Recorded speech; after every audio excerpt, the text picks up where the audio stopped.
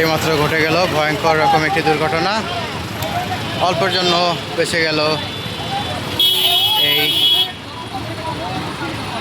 বাইকের যে ড্রাইভার, উনি মূলত কার দোষ এখনও বোঝা যাচ্ছে না।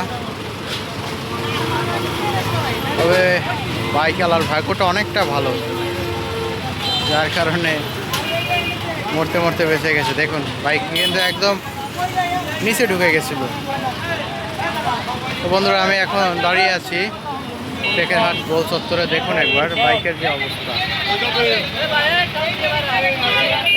বাইক কিন্তু একদম নিচে ঢুকে গেছিল।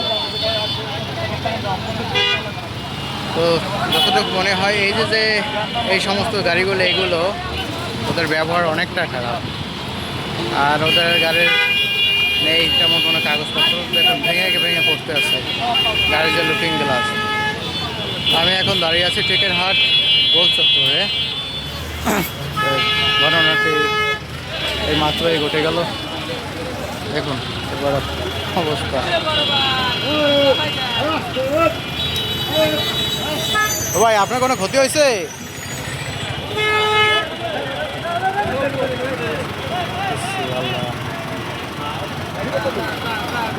আল্লাহ অল্পতে বসেছে।